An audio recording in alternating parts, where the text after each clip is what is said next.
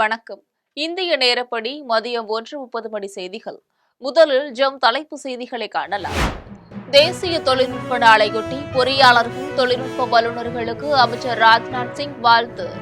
போக்ரானில் அணுகுண்டு சோதனை நடத்தியது வரலாற்று சிறப்புமிக்கது என நினைவு கூர்ந்தார். அன்னையர் நாளையொட்டி முதலமைச்சர் மு.க.ஸ்டாலின், தவிக தலைவர் விஜய் ஆகியோர் வாழ்த்து. அவனியின் ஆதார சுருதியாய் அன்னையர் அனைவருக்கும் திகழ்வதாக புகழாரம். இந்தியா பாகிஸ்தான் போர் நிறுத்தத்தால் காஷ்மீர், பஞ்சாப், ராஜஸ்தான் மாநிலங்களில் மெல்ல திரும்பும் இயல்பு நிலை. இரவில் ட்ரோன்கள், துப்பாக்கி வெடிகுண்டு சத்தம் கேட்காததால் நிம்மதியடைந்த மக்கள். காஷ்மீர் சிக்கலுக்கு தீர்வு காண உதவ தயாராக இருப்பதாக அமெரிக்க அதிபர் டொனால்ட் ட்ரம்ப் அறிவிப்பு. வரலாற்று சிறப்புமிக்க போர் நிறுத்த முடிவை எடுக்க உதவியதற்காக பெருமிதம். துருக்கியில் மே 15ஆம் தேதி நேரடி பேச்சு நடத்த வரும்படி உக்ரைனுக்கு ரஷ்ய அதிபர் விளாடிமிர் புதின் அழைப்பு. 1 மாத கால போர் நிறுத்தம் செய்து கொள்ளும்படி ஐரோப்பிய தலைவர்கள் வலியுறுத்தல். அழகர் மலையிலிருந்து பரிவாரங்கள் புடைசூழ மேலதாளங்கள் முழங்க மதுரைக்கு வந்தார் கள்ளழகர். மாநகர் எல்லையிலும் வழிநெடுகிலும் ஆயிரக்கணக்கான பக்தர்கள் திரண்டு வரவேற்பு. இனி விரிவான செய்திகளை காணலாம். தேசிய தொழில்நுட்ப நாளையொட்டி அறிவியலாளர்கள், பொறியாளர்கள், தொழில்நுட்ப வல்லுநர்களுக்கு பாதுகாப்பு அமைச்சர் ராஜ்நாத் சிங் வாழ்த்துக்களை தெரிவித்துள்ளார். அவர் விடுத்துள்ள செய்தியில், அறிவியலாளர்களும், பொறியியலாளர்களும், தொழில்நுட்ப வல்லுநர்களும் நம் வாழ்வில் நல்ல மாற்றங்களை கொண்டு வரும் புதிய தொழில்நுட்பங்களை உருவாக்கிய பங்களிப்பதாக குறிப்பிட்டுள்ளார். 1998ஆம் ஆண்டு இதே நாளில் ராஜஸ்தான் மாநிலம் போக்ரானில் அணுகுண்டு சோதனை நடத்தியதையும், அது இந்திய வரலாற்றில் ஒரு குறிப்பிடத்தக்க நிகழ்வு என்பதையும் அவர் நினைவு கூர்ந்துள்ளார். அன்னையர் தினத்தையொட்டி முதலமைச்சர் மு.க.ஸ்டாலின் மற்றும் தவிக தலைவர் விஜய் ஆகியோர் எக்ஸ் தள பக்கத்தில் வாழ்த்து தெரிவித்துள்ளனர். அன்னையர் தினத்தையொட்டி முதலமைச்சர் மு.க.ஸ்டாலின் அவரது தாயார் தயாளு அம்மாளிடம் எடுத்த புகைப்படத்தை பகிர்ந்து எக்ஸ் தள பக்கத்தில் வாழ்த்து தெரிவித்துள்ளார். அதில் அன்பினால் அரவணைத்து தாய்மொழியூட்டிய அன்னையர் அனைவருக்கும் வாழ்த்துக்கள் என்று கவிதை நடையில் வாழ்த்து குறிப்பிட்டுள்ளார். இதேபோல் தமிழக வெற்றிக் கழக தலைவர் விஜய் வெளியிட்டுள்ள பதிவில், அன்னையர் தினம் இன்று கொண்டாடப்பட்டு வருகிறது. இதையொட்டி பலரும் வாழ்த்து தெரிவித்து வருகின்றனர். இந்த நிலையில் தமிழக வெற்றிக் கழக தலைவர் எக்ஸ் தள பக்கத்தில் வெளியிட்டுள்ள பதிவில், தரணி போற்றும் நம் தாய்மார்கள் அனைவருக்கும் இதயம் கிணிந்த வாழ்த்துக்கள் என்று தெரிவித்துள்ளார்.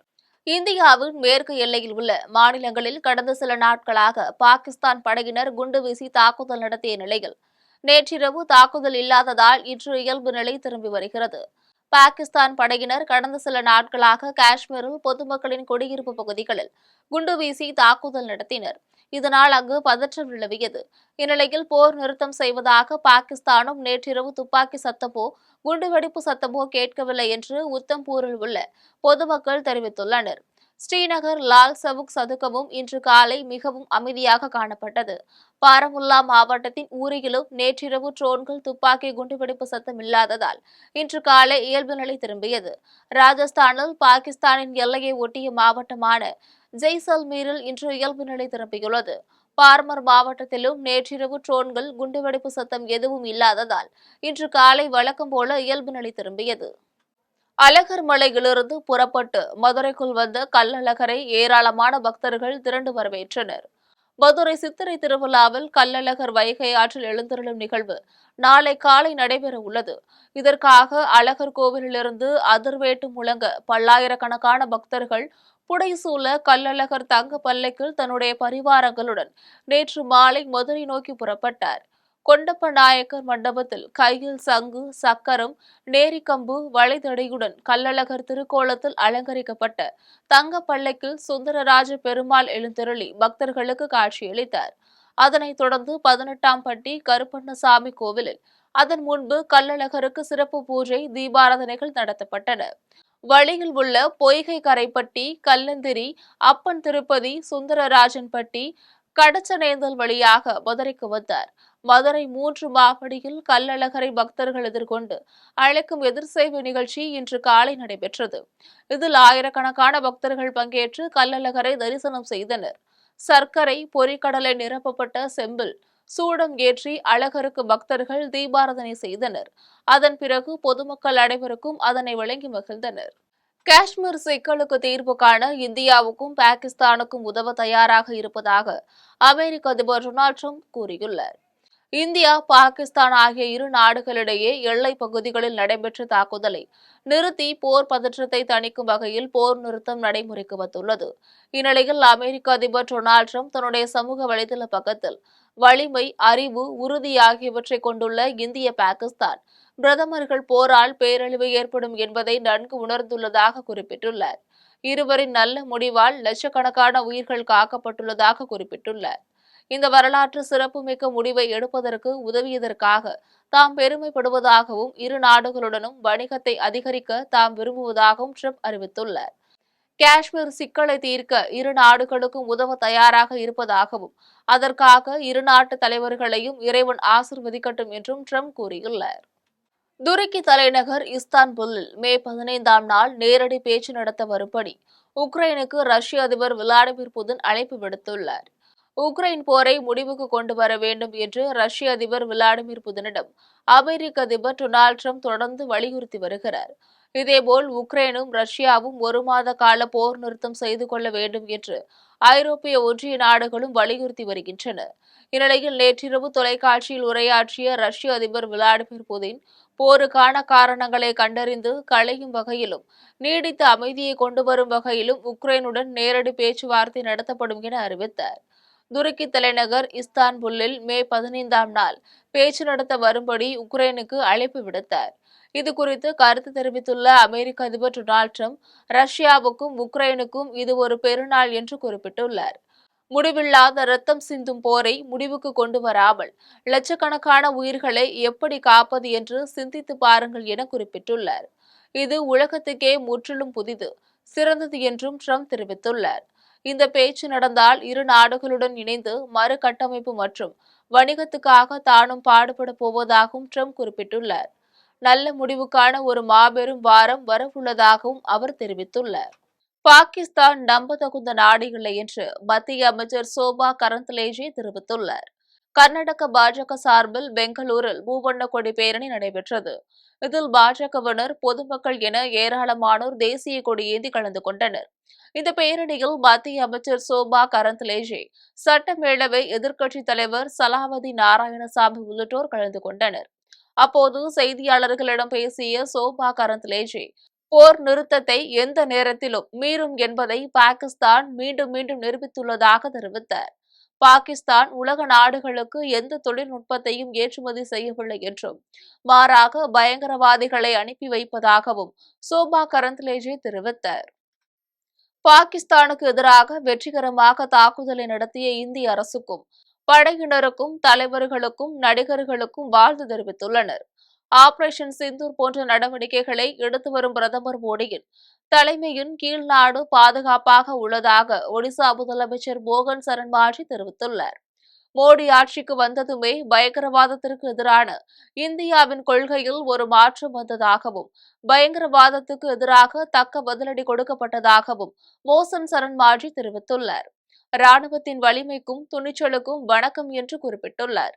நாட்டுக்கு உயிர் தியாகம் செய்யும் படைவீரர்களுக்கு தனது வாழ்த்துக்கள் என்று பாரதிய ராஷ்டிரிய சமிதி கட்சியின் கவிதா தெரிவித்துள்ளார். அமெரிக்காவின் தலையீட்டால் இந்தியா, பாகிஸ்தான் இடையே போர் நிறுத்தம் வந்துள்ளதை தான் வரவேற்பதாகவும் கவிதா கூறியுள்ளார். போர் சூழல், தாக்குதல், போர் நிறுத்தம் ஆகியன பற்றி விரிவாக விளக்கும் வகையில் உடனடியாக நாடாளுமன்றத்தின் சிறப்பு கூட்டத்தை கூட்ட வேண்டும் என்றும் கவிதா வலியுறுத்தியுள்ளார். திரைப்பட நடிகர் அமிதாப் பச்சன் தன்னுடைய எக்ஸ் தள பக்கத்தில் இந்தியாவுக்கு வெற்றி, இந்திய படைக்கு வெற்றி என குறிப்பிட்டுள்ளார். கிரானைட் ஊழல் வழக்கில் சகாயம் IAS காணொலி வாயிலாக நீதிமன்றத்தில் சாட்சியம் அளிக்கலாம் என்று அமைச்சர் ரகுபதி தெரிவித்துள்ளார். புதுக்கோட்டையில் தனியார் பள்ளிகள் மற்றும் மெகா அறக்கட்டளை சார்பில் கவிநாடு கண்மாய் மறுசீரமைப்பு மற்றும் குறுங்காடு அமைக்கும் பணியை தமிழ்நாடு கனிமவளத்துறை அமைச்சர் ரகுபதி குத்துவிளக்கேற்றி தொடங்கி வைத்தார். இந்நிகழ்ச்சியில் மாநகராட்சி மேயர் திலகவதி, சட்டமன்ற உறுப்பினர் முத்துராஜா ஆகியோர் கலந்து கொண்டனர். அதன் பின்னர் செய்தியாளர்களிடம் பேசிய அமைச்சர் ரகுபதி, கிரானைட் ஊழல் வழக்கில் சகாயம் IAS காணொலி வாயிலாக நீதிமன்றத்தில் சாட்சியம் அளிக்கலாம் என தெரிவித்தார்.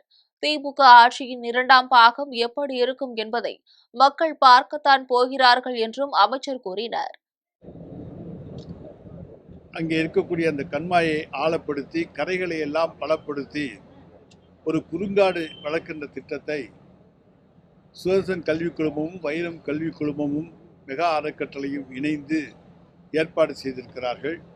இதனுடைய நோக்கமே இங்கே குறுங்காடை வளர்க்க வேண்டும், கரைகளை பலப்படுத்த வேண்டும் என்பதற்காக. எனவே அந்த நோக்கம் நிறைவேற வேண்டும். இந்த திட்டம் நிச்சயமாக வெற்றி பெற வேண்டும் என்று சொன்னால் பேருக்கு மட்டும் வந்து துவக்கிவிட்டு சென்று விடக்கூடாது என்று சொன்னோம். அவர்கள் நாங்கள் நிச்சயமாக எங்கள் சொந்த செலவிலேயே இதையெல்லாம் செய்து தந்து விடுவோம் என்று சொல்லி உறுதி சொல்லி இருக்கிறார்கள். அதற்காக புதுக்கோட்டை மக்களின் சார்பில் அவர்களுக்கு பாராட்டுதலை தெரிவித்து அதைத்தான் நான் இப்ப சொன்னேன். ஏற்கனவே 2-3 முறை 2-3 NGOக்கள் இதை ஆரம்பித்தார்கள். அப்படியே ஆரம்பித்ததோடு விட்டுவிட்டு சென்றார்கள். இந்த முறை அப்படி நடக்காது. அவர்கள் அதற்காக உறுதியோடு தான் இங்கே வந்திருக்கிறார்கள். நிச்சயமாக அதை செய்வார்கள் என்பதை நான் இங்கே சொல்லிக் கொள்கின்றேன். இது துவக்க விழா மட்டுமல்ல, நிறைவு விழாவிலேயும் உங்களை எல்லாம் நாங்கள் நிச்சயமாக திராவிட மாடல் ஆட்சியிலே நிச்சயமாக உங்களை சந்திப்போம். எத்தனையோ திட்டங்களுக்கு அரசு நிதி ஒதுக்குது, இதுக்கு முன் வந்து பண்ணலாமே சார். இது இப்ப இவங்க தனியாவே பண்ற போது உங்களுக்குன்னு கரைகளை பலப்படுத்த வேண்டும். அதுதான் நம்முடைய நோக்கம். இது ஆழப்படுத்தப்பட வேண்டும். இங்கே இருந்து மண் வெளியே செல்லக்கூடாது. அந்த மணல் இங்கே இருக்கக்கூடிய கரைகளிலேயே கொட்டப்பட்டு பலப்படுத்தப்பட வேண்டும். குறுங்காடு வளர்க்கப்பட வேண்டும். அதை அவர்கள் வந்து தொண்டாக வந்து செய்கின்ற பொழுது அதை வரவேற்க வேண்டுமே தவிர அரசு ஏன் செய்யக்கூடாது என்று கேட்கலாம். அரசு செய்யும். ஆனால் அதற்கு முன்னால் அவர்கள் செய்ய விருப்பப்படுகின்ற பொழுது அவர்களை நாம் ஏன் தடுக்க வேண்டும்? அதனால தான் அவர்களை செய்வதற்கு அனுமதித்திருக்கிறோம் என்பதை நான் தெரிவித்துக் கொள்கிறேன்.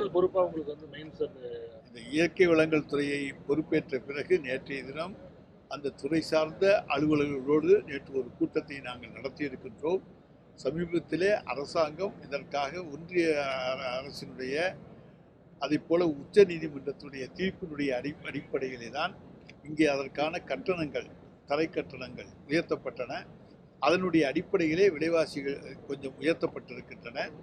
அவற்றில் எந்த அளவுக்கு குறைக்க முடியுமோ, முதலில் 5000 ரூபாய் என்று ஏற்றியிருந்தார்கள், அதை 4000 ரூபாயாக குறைத்திருக்கின்றோம். ராணுவ வீரர்களை எப்பொழுதும் மதிப்பதாக அதிமுக முன்னாள் அமைச்சர் செல்லூர் ராஜு தெரிவித்துள்ளார். இந்திய ராணுவத்திற்கு மரியாதையை செலுத்தும் விதமாக சென்னையில் முதலமைச்சர் மு.க.ஸ்டாலின் தலைமையில் பேரணி நடைபெற்றது. இந்நிலையில் மதுரையில் செய்தியாளர்களை சந்தித்து பேசிய அதிமுக முன்னாள் அமைச்சர் செல்லூர் ராஜு, பிரதமர் மோடிக்கு தான் திமுகவினர் நன்றி கூற வேண்டும் என்றும் இந்திய ராணுவத்திற்கு அல்ல என்று கூறினார். இந்நிலையில் இவர் கூறிய கருத்திற்கு சமூக வலைதளங்களில் எதிர்ப்புகள் கிளம்பியுள்ள நிலையில் இது தொடர்பாக அவர் எக்ஸ் தள பக்கத்தில் விளக்கம் அளித்துள்ளார். அதில் ராணுவ வீரர்களை மதிக்காமல் பேசியதாக வந்துள்ள செய்திகள் தவறாக பரப்பப்படுவதாக தெரிவித்துள்ளார். மேலும் இரவு பகல் பார்க்காமல் நாட்டுக்காக பாடுபடும் ராணுவ வீரர்களை எப்பொழுதும் மதிப்பதாக கூறியுள்ளார். செங்கல்பட்டு அருகே மதுபோதையில் நண்பரை அடித்துக் கொன்ற குற்றவாளிகள் 2வரை போலீசார் வழிவீசி தேடி வருகின்றனர். செங்கல்பட்டு மாவட்டம் மதுராந்தகம் அருகே உள்ள புதுப்பட்டு கிராமத்தை சேர்ந்தவர் லோகேஷ். இவர் அதே கிராமத்தை சேர்ந்த உதயா மற்றும் திவாகர் ஆகிய நண்பர்களுடன் சேர்ந்து மது அருந்தியுள்ளார். அப்போது நண்பர்களுக்கு இடையே வாய் தகராறு ஏற்பட்டுள்ளது. இதில் திவாகரனும் உதயாவும் சேர்ந்து லோகேஷ் என்பவரை இரும்பு ராடால் அடித்து கொலை செய்துவிட்டு தப்பி சென்றுள்ளனர். இதுகுறித்து தகவல் அறிந்து வந்த மதுராந்தகம் போலீசார் உடலை கைப்பற்றி பிரேத பரிசோதனைகளுக்காக அனுப்பி வைத்தனர். அதன் பின்னர் இச்சம்பவம் தொடர்பாக வழக்கு பதிவு செய்து தப்பி ஓடிய குற்றவாளிகளை தேடி வருகின்றனர். திருவண்ணாமலை அருகே பாதிக்கப்பட்ட நெடுஞ்சாலையை சீரமைக்க வலியுறுத்தி பொதுமக்கள் கோரிக்கை விடுத்துள்ளனர். திருவண்ணாமலை மாவட்டத்தில் அவலூர்பேட்டை செல்லும் தேசிய நெடுஞ்சாலையில் மங்களம்புதூர் அருகே ஏரி உப்புநீர் வெளியேறியதில் தேசிய சாலையில் அரிப்பு ஏற்பட்டு சாலை பாதிப்படைந்துள்ளது. இதன் காரணமாக சாலையில் தடுப்பு பேரிகார்டுகள் அமைக்கப்பட்டு இருப்பதனால் விபத்துகள் அதிக அளவில் ஏற்படுவதாக மக்கள் வேதனை தெரிவித்துள்ளனர். பாதிக்கப்பட்ட நெடுஞ்சாலையை சீரமைக்க நெடுஞ்சாலைத்துறை அதிகாரிகள் நடவடிக்கை எடுக்க வேண்டும் என பொதுமக்கள் கோரிக்கை விடுத்துள்ளனர். கடலூர் மாவட்டம் பன்ருட்டியில் சிறப்பாக நடைபெற்ற பலா திருவிழாவில் ஏராளமானோர் பங்கேற்று தொழில் வாய்ப்புகளை அறிந்து கொண்டதுடன் பலாப்பழங்களை வாங்கி சென்றனர். பன்ருட்டி அருகே கீழ்மாம்பட்டு நாளுடையில் பலா மேம்பாட்டுக் குழு, தமிழ்நாடு இயற்கை வேளாண்மை இயக்கம் ஆகியன இணைந்து பலா திருவிழாவை நடத்தினர். இதில் தமிழ்நாட்டின் பல்வேறு மாவட்டங்களிலும் புதுச்சேரியிலும் இந்து வந்திருந்த ஏராளமானோர் கலந்து கொண்டனர். விழாவையொட்டி பலா மரங்களை பேணி வளர்ப்பது, பலாசுலைகளிலிருந்து மதிப்பு கூட்டு பொருட்களை செய்து சந்தைப்படுத்தி வருமானத்தை அதிகப்படுத்துவது ஆகியவற்றுக்கான கலந்துரையாடல் நடைபெற்றது. பன்ருட்டி பலாப்பழத்திற்கு புவிசார் குறியீடு வழங்கியதற்கு மத்திய மாநில அரசுகளுக்கு நன்றி தெரிவிக்கப்பட்டது. பலாப்பழ கண்காட்சியில் அதிக சுவையான பலாப்பழம், அதிக எடையுள்ள பலாப்பழம் ஆகியவற்றை விளைவித்த விவசாயிகளை தேர்வு செய்து அவர்களுக்கு பரிசளிக்கப்பட்டது. முன்னதாக இயற்கை வேளாண் விஞ்ஞானி நம்மாழ்வார் உருவப்படத்திற்கு மரியாதை செலுத்தப்பட்டது. பள்ளி சிறார்களின் சிலம்பாட்டமும் நடைபெற்றது. ஆவடி காவல் ஆணையகத்தின் சார்பில் போதை தடுப்பு விழிப்புணர்வுகளுக்கான கிரிக்கெட் போட்டியை காவல் ஆணையர் சங்கர் தொடங்கி வைத்தார். ஆவடி காவல் ஆணையரக ஆயுதப்படை மைதானத்தில் இன்று முதல் 8 நாட்கள் போட்டி நடைபெறுகிறது. பொதுமக்கள் சார்பில் 64 அணிகளும், காவல்துறை மற்றும் அரசு பணியாளர்கள் சார்பில் 16 அணிகளும் என மொத்தம் 80 அணிகள் இந்த போட்டியில் பங்கேற்கின்றன. இத்தொடரில் வெற்றி பெறும் அணிகளுக்கு முதல் பரிசாக 25,000 ரூபாயும், இரண்டாம் பரிசாக 15,000 ரூபாயும், மூன்றாம் பரிசாக 10,000 ரூபாயும் வழங்கப்பட உள்ளது. முன்னதாக தொடக்க விழாவில் 80 அணிகளை சேர்ந்த விளையாட்டு வீரர்களின் அணிவகுப்பு நடைபெற்றது. அதனைத் தொடர்ந்து காவல் ஆணையர் முன்னிலையில் விளையாட்டு வீரர்கள் போதைப் பொருட்கள் ஒழிப்பு உறுதிமொழி ஏற்றனர். இந்நிகழ்ச்சியில் கூடுதல் ஆணையர், துணை ஆணையர்கள், உதவி ஆணையர்கள் உள்ளிட்டோர் கலந்து கொண்டனர். ஒன்று சப்ளை சைட் ரிடக்ஷன், அதாவது போதைப் பொருட்கள் வரத தடுக்கிறது. அது காவல்துறையோட வேலை. அது நம்ம குற்றவாளிகளை பிடிக்கிறோம், அதே மாதிரி போதைப் பொருட்களை பறிமுதல் செய்கிறோம். இதெல்லாம் சப்ளை சைடு. இது தவிர டிமாண்ட் சைட் ரிடக்ஷன் என்ற ஒரு கான்செப்ட் இருக்கிறது. அது என்ன சொல்றது என்றால், ஆன்லைன் விளையாட்டில் பணம் இழந்ததால் இளைஞர் ஒருவர் தூக்கிட்டு தற்கொலை செய்து கொண்ட சம்பவம் அதிர்ச்சியை ஏற்படுத்தியுள்ளது. சென்னை விநாயகபுரம் கடப்பசாலை அருகே ஏடிஎம் மையங்களில் பணம் நிரப்பும் பணி செய்து வருபவர் முருகன். இவர் ஆன்லைன் விளையாட்டில் ஈடுபட்டு சுமார் 6 லட்சம் ரூபாய் வரை பணத்தை இழந்துள்ளார். இதனால் மன உளைச்சலில் இருந்த முருகன் தன்னுடைய படுக்கை அறையில் தூக்கிட்டு தற்கொலை செய்து கொண்டார். இதுகுறித்து தகவல் அறிந்து விரைந்து வந்த போலீசார் உடலை கைப்பற்றி அரசு ஸ்டான்லி மருத்துவமனைக்கு உடற்கூறு ஆய்விற்காக அனுப்பி வைத்தனர். அதன் பின்னர் சம்பவம் தொடர்பாக வழக்கு பதிவு செய்து விசாரணை நடத்தி வருகின்றனர். ஆன்லைன் விளையாட்டில் பணம் இழந்ததால் இளைஞர் ஒருவர் தூக்கிட்டு தற்கொலை செய்து கொண்ட சம்பவம் அப்பகுதியில் அதிர்ச்சியை ஏற்படுத்தியுள்ளது. சென்னை அருகே பண மோசடியில் ஈடுபட்ட பல் மருத்துவரை போலீசார் கைது செய்து சிறையில் அடைத்தனர். சென்னை கூடுவாஞ்சேரியில் வசித்து வருபவர் ஐஸ்வர்யா. இவரிடம் பல் மருத்துவர் ஹரிஷ் வெங்கடேஸ்வரன் என்பவர் 40 லட்சம் ரூபாய் கடனாக பெற்றுள்ளார். இதற்கு 1 லட்சம் ரூபாய் வீதம் 60 மாதங்கள் கொடுப்பதாக ஐஸ்வர்யாவிடம் தெரிவித்துள்ளார். இந்நிலையில் ஐஸ்வர்யாவும் அவருடைய கணவர் சதீஷ்குமாரும் சேர்ந்து பல வங்கிகளில் கடன் பெற்று 40 லட்சம் ரூபாயை மருத்துவர் ஹரிஷ் வெங்கடேஸ்வரனிடம் கொடுத்துள்ளனர். முதல் 13 மாதங்கள் 1 லட்சம் ரூபாய் கொடுத்த ஹரிஷ் அதன் பின்னர் பணம் கொடுக்காமல் மோசடியில் ஈடுபட்டது தெரியவந்தது. இதுகுறித்து ஐஸ்வர்யா அளித்த புகாரின் பேரில் பண மோசடியில் ஈடுபட்ட ஹரிஷ் வெங்கடேஸ்வரன் போலீசார் கைது செய்து சிறையில் அடைத்தனர். தமிழகத்தின் பல்வேறு பகுதிகளில் நடைபெற்ற ஆன்மீக நிகழ்வுகளை தற்போது சிறிய தொகுப்புகளாக காணலாம். தஞ்சாவூர் மாவட்டம் பாபநாசம் அருகே உள்ள நல்லூர் கல்யாண சுந்தரேஸ்வரர் கோவிலில் திருநாவுக்கரசு நாராயணர் குருபூஜையை ஒட்டி பாரத சங்கமம் நிகழ்ச்சி நடைபெற்றது. இதனைத் தொடர்ந்து கல்யாண சுந்தரத்திற்கு சிறப்பு பூஜைகள் செய்யப்பட்டு மகா தீபாராதனை காண்பிக்கப்பட்டது. நிகழ்ச்சியில் கோவில் கண்காணிப்பாளர் கார்த்திகேயன், திருநங்கை பரதநாட்டிய கலைஞர் ராஜகுமாரி, நிகழ்ச்சி ஒருங்கிணைப்பாளர் உட்பட பலர் கலந்து கொண்டு சாமி தரிசனம் செய்தனர். மயிலாடுதுறை மாவட்டம் அருகே காருக்குடி கிராமத்தில் உள்ள சீதாலா தேவி மாரியம்மன் கோவிலில் தீமிதி திருவிழா வெகு விமரிசையாக நடைபெற்றது. இதில் அம்மனுக்கு சிறப்பு அலங்காரம் செய்யப்பட்டு அபிஷேக ஆராதனை காண்பிக்கப்பட்டது. அதனைத் தொடர்ந்து முக்கிய வீதிகளின் வழியாக வீதியுலா நடைபெற்றது. இதில் திரளான பக்தர்கள் கலந்து கொண்டு சாமி தரிசனம் செய்தனர். தஞ்சாவூர் மாவட்டம் பாபநாசத்தில் உள்ள தவள வெண்ணகையால் பாலிமணநாதர் சுவாமி திருக்கோவிலில் திருக்கல்யாணம் நிகழ்ச்சி வெகு விமரிசையாக நடைபெற்றது. இதில் சுவாமிக்கு சிறப்பு மலர் அலங்காரம் செய்யப்பட்டு அபிஷேக ஆராதனை காண்பிக்கப்பட்டது. அதனைத் தொடர்ந்து மேலதாளங்கள் முழங்க நடைபெற்ற திருக்கல்யாணத்தில் திரளான பக்தர்கள் கலந்து கொண்டு சாமி தரிசனம் செய்தனர். விருதுநகர் மாவட்டம் ஸ்ரீவில்லிபுதூரில் ஆண்டாள் சூடி களைந்த மாலை, கிளி பரிவட்டம் ஆகியவை மதுரைக்கு கொண்டு செல்லும் நிகழ்ச்சி நடைபெற்றது. முன்னதாக பிரத்யேக மலர்களால் மாலை தயாரிக்கப்பட்டு ஆண்டாளுக்கு சிறப்பு அபிஷேக ஆராதனைகள் காண்பிக்கப்பட்டது. நிகழ்ச்சியில் திருக்கோவில் அறங்காவலர்கள், அதிகாரிகள் உள்ளிட்ட ஏராளமான பக்தர்கள் கலந்து கொண்டு சாமி தரிசனம் செய்தனர். திண்டுக்கல் மாவட்டம் பழனி மேற்கு ரத வீதியில் உள்ள லட்சுமி நாராயண பெருமாள் கோயிலில் சித்திரை திருவிழாவையொட்டி தேரோட்டம் நடைபெற்றது. இதில் சாமிக்கு சிறப்பு பூஜை, தீபாராதனைகள் காண்பிக்கப்பட்டது. அதனைத் தொடர்ந்து நடைபெற்ற தேரோட்டத்தில் திரளான பக்தர்கள் கலந்து கொண்டு வடம் பிடித்து தேரை இழுத்து சென்றனர். செங்கல்பட்டு மாவட்டம் அச்சிறுபாக்கம் அருகே உள்ள இளங்கிளியம்மன் உடனுறை ஆட்சீஸ்வரர் திருக்கோவிலில் சித்திரை மாத சனி பிரதோஷ வழிபாடு நடைபெற்றது. இவ்விழாவில் நந்தி பெருமானுக்கு பால், தேன், பன்னீர், சந்தனம், இளநீர் உள்ளிட்ட 16 வகையான பொருள்கள் கொண்டு அபிஷேகம் செய்யப்பட்டு தீபாராதனைகள் காண்பிக்கப்பட்டது. இதில் ஏராளமான பக்தர்கள் கலந்து கொண்டு சாமி தரிசனம் செய்தனர்.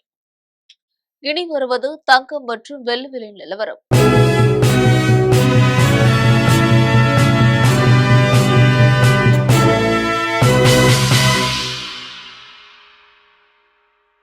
சென்னையில் ஆபரண தங்கத்தின் விலை ஒரு சவரன் 72,360 ரூபாய்க்கு விற்பனை செய்யப்படுகிறது. சென்னையில் இன்று ஆபரண தங்கத்தின் விலை நேற்றைய விலையில் மாற்றமின்றி 9,045 ரூபாய்க்கு விற்பனை செய்யப்படுகிறது. மேலும் ஒரு சவரன் 72,360 ரூபாய்க்கு விற்பனை செய்யப்படுகிறது. 24 கேரட் தூய தங்கம் ஒரு சவரன் 78,944 ரூபாய்க்கு விற்பனை செய்யப்படுகிறது. மேலும் 1 கிராம் வெள்ளி 111 ரூபாய்க்கும், 1 கிலோ வெள்ளி 1,11,000 ரூபாய்க்கும் விற்பனை செய்யப்படுகிறது. மீண்டும் தலைப்புச் செய்திகள். தேசிய தொழில்நுட்ப நாளையொட்டி பொறியாளர்கள், தொழில்நுட்ப வல்லுநர்களுக்கு அமைச்சர் ராஜ்நாத் சிங் வாழ்த்து. போக்ரானில் அணுகுண்டு சோதனை நடத்தியது வரலாற்று சிறப்புமிக்கது என நினைவு கூர்ந்தார். அன்னையர் நாளையொட்டி முதலமைச்சர் மு.க.ஸ்டாலின், தவிக தலைவர் விஜய் ஆகியோர் வாழ்த்து. அவனியின் ஆதார சுருதியாய் அன்னையர் அனைவருக்கும் திகழ்வதாக புகழாரம். இந்தியா பாகிஸ்தான் போர் நிறுத்தத்தால் காஷ்மீர், பஞ்சாப், ராஜஸ்தான் மாநிலங்களில் மெல்ல திரும்பும் இயல்பு நிலை. இரவில் ட்ரோன்கள், துப்பாக்கி வெடிகுண்டு சத்தம் கேட்காததால் நிம்மதியடைந்த மக்கள். காஷ்மீர் சிக்கலுக்கு தீர்வு காண உதவ தயாராக இருப்பதாக அமெரிக்க அதிபர் டொனால்ட் ட்ரம்ப் அறிவிப்பு. வரலாற்று சிறப்புமிக்க போர் நிறுத்த முடிவை எடுக்க உதவியதற்காக பெருமிதம். துருக்கியில் மே 15ஆம் தேதி நேரடி பேச்சு நடத்த வரும்படி உக்ரைனுக்கு ரஷ்ய அதிபர் விளாடிமிர் புதின் அழைப்பு. 1 மாத கால போர் நிறுத்தம் செய்து கொள்ளும்படி ஐரோப்பிய தலைவர்கள் வலியுறுத்தல். அழகர் மலையிலிருந்து பரிவாரங்கள் புடைசூழ மேலதாளங்கள் முழங்க மதுரைக்கு வந்தார் கள்ளழகர். மாநகர் எல்லையிலும் வழிநெடுகிலும் ஆயிரக்கணக்கான பக்தர்கள் திரண்டு வரவேற்பு. இத்துடன் செய்திகள் நிறைவடைகின்றன. மீண்டும் செய்திகள் மாலை 6 மணிக்கு. உடனுக்குடன் செய்திகளை காண ஜெம் லைவ்.டிவி என்ற இணையதளத்தில் இணைந்திருங்கள். நன்றி, வணக்கம்.